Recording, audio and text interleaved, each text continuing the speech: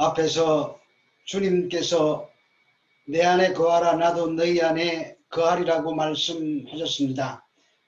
그리고 주님 안에 거하는 방법이 주님이 주신 계명을 지키는 것이라고 하셨습니다.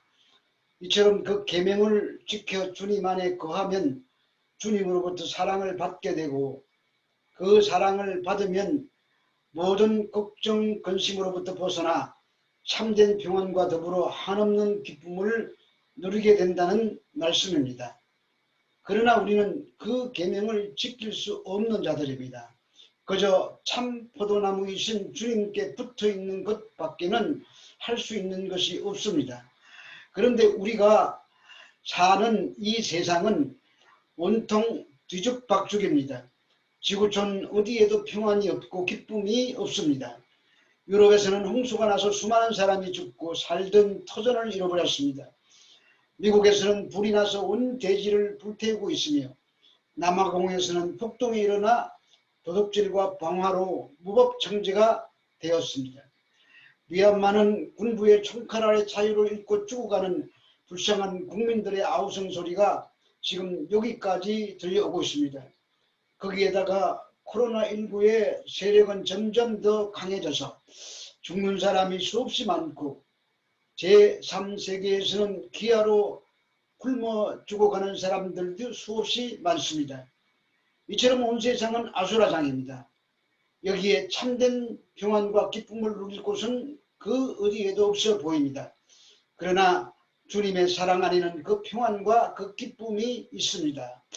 요한복음 12절, 본문 12절 말씀에 내 계명은 곧 내가 너희를 사랑한 것 같이 너희도 서로 사랑하라 하는 이것이니라. 10절에서 너희도 내 계명을 지키면 내 사랑 안에 거하라고 하셨습니다. 그 사랑 안에 거하는 아래는 십자가가 들어있습니다. 십자가의 사랑의 특징은 남을 위해서 자신이 죽는 것입니다. 그것이 주님의 계명입니다. 구약의 옛 계명이 하나님 사랑과 이웃 사랑입니다. 신약의 새 계명도 똑같습니다. 내용이 달라진 것이 아니라 실천하는 방법이 달라진 것뿐입니다. 그런데 본문에서는 이웃 사랑에 더 무게를 두고 있습니다. 서로 사랑하라고 하십니다. 그리스도 공동체에게 하시는 말씀입니다. 신약 공동체 구성원들 간의 헌신적인 사랑을 말합니다. 이 사랑이 예수님의 제자임을 증명하는 사랑입니다. 이 사랑은 서로를 위해 목숨까지도 버릴 수 있는 극단적이고 초월적인 사랑입니다. 그래서 본문에서는 내가 너희를 사랑한 것 같이라는 조건이 붙어 있습니다. 주님께서 우리를 사랑하시기 위해서 하신 일은 십자가를 지시는 것이었습니다. 그것은 완전한 자기 희생으로 상대방에게 아무런 대가를 바라지 않는 무조건적인 사랑이었습니다. 우리가 그 사랑을 못하기에 주님께서 그 사랑을 대신하셨습니다. 그리고 꼭 붙어 있으라고 하십니다. 그러면 참 포도나무이신 주님의 진액을 받아 사람의 사랑의 열매를 맺게 된다는 말씀인 것입니다. 본문 13절에서 14절 말씀입니다. 사람이 친구를 위하여 자기 목숨을 버리면 이보다 더 큰 사랑이 없나니 너희는 내가 명하는 대로 행하면 곧 나의 친구라. 사람이 예수를 사랑한다고 친구하자고 예수님께로 갈 수가 없습니다. 예수님께로 간다는 것은 곧 죽음을 의미하기 때문입니다. 그러므로 참된 사랑은 사람 안에서 나오는 것이 아니라 우리 주님으로부터 출발하는 것입니다.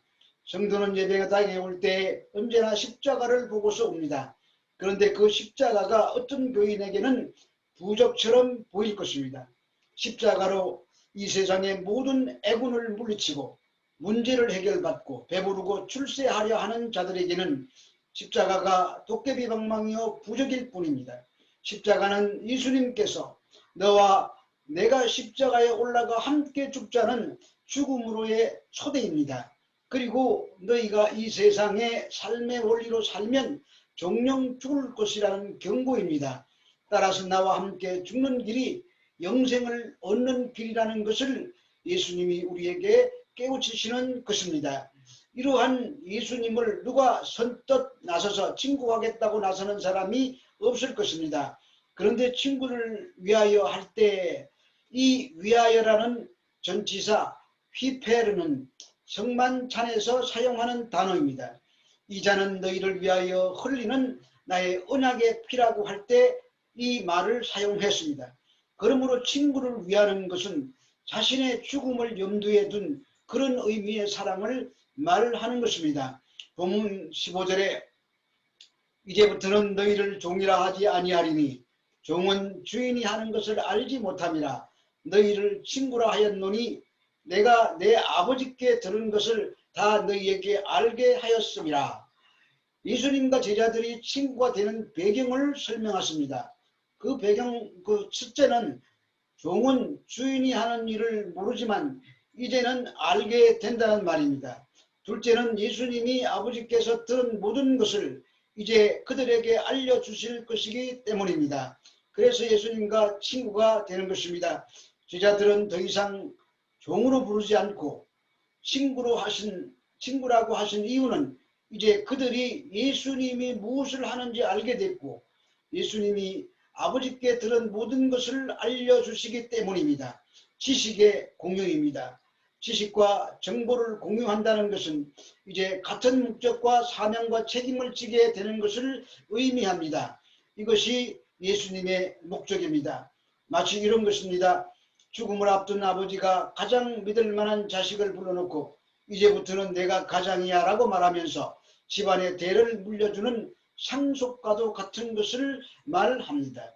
본문 16절에 너희가 나를 택한 것이 아니요 내가 너희를 택하여 세웠나니 이는 너희로 가서 열매를 맺게 하고 또 너희 열매가 항상 있게 하여 내 이름으로 아버지께 무엇을 구하든지 다 받게 하려 하니라. 너희가 나를 택한 것이 아니오를 헬라어로 읽어보면 욱 휴메이스 메 엑셀 렉사스테입니다. 근데 이것은 누가 누구를 택했는지 강조하는 구문입니다. 즉 우리가 예수님을 믿는 것은 내가 스스로 믿은 것이 아니라 내가 즉 하나님께서 선택하신 것을 강조하는 표현입니다. 이것이 기독교의 핵심입니다. 기독교는 신이 인간을 찾아오는 것으로 출발합니다. 그러나 세상의 모든 종교는 인간이 신을 찾아가는 방식으로 시작됩니다. 그리고 본문은 종이 아니라 친구로의 초대입니다. 그래서 아버지의 뜻을 알게 하시는 것입니다. 아버지의 뜻이란 아들을 믿는 자에게 영생을 주시는 것이며 그 영생의 풍성함을 받아 누리며 사는 것입니다. 그러므로 이제 우리는 종이 아닙니다. 히브리어에서 친구로 번역된 단어 중에 하나인 아헤브는 사랑한다는 동사 아하브에서 나왔고 헬라어의 친구인 필로스는 사랑한다는 동사 필레오에서 나왔습니다. 따라서 친구란 사랑하는 사람이고 아끼는 사람을 말하는 것입니다. 친구로 택하신 이유가 사랑의 열매를 맺게 하시기 위함입니다. 1차적으로 우리를 사랑하는 자가 되게 하시는 것입니다. 그러나 거기에 머물지 말고 우리를 통하여 또 다른 사랑의 열매를 맺게 하시겠다는 말씀이 너희 열매가 항상 있게 하여라는 말씀 속에 들어있습니다. 전도의 결실을 말하는 것입니다. 그리고 그 열매 맺기 위하여 주님 이름으로 아버지께 기도한다면 다 받게 하시겠다는 약속입니다. 갈라디아서 5장 22절에서 23절 말씀입니다. 오직 성령의 열매는 사랑과 희락과 화평과 오래 참음과 자비와 양선과 충성과 온유와 절제니 이 같은 것을 금지할 법이 없느니라. 이 열매 맺는 길은 이 열매를 통해서 맺습니다. 즉 사랑하면서 사랑을 낳고 기뻐하면서 기쁨을 옮기고 평화로이 살면서 평화를 이루고 인내하면서 인내를 배우고 친절하면서 친절을 나누고 선행하면서 선행을 심고 진실하면서 진실을 키우고 온유하면서 온유를 기르고 그리고 이 모든 일에 절제를 하여 성령의 열매를 키워 나가는 것입니다. 그리고 그 열매는 항상 열려야 합니다. 열매를 맺는다는 것은 신앙생활의 결실을 의미합니다. 그 모든 열매가 사랑의 열매입니다. 이 열매 맺음은 그리스도의 몸인 교회 안에서 이루는 일입니다. 교회를 떠나서는 열매를 맺을 수가 없습니다. 가지는 나무에 붙어 있어야 열매를 맺는다는 말입니다. 나무를 떠난 가지의 운명은 불에 던져 태워지는 일뿐입니다. 가지가 나무에 붙어 있어 떨어지지 않는 것은 믿음을 의미합니다. 그 믿음의 결실이 바로 사랑인 것입니다.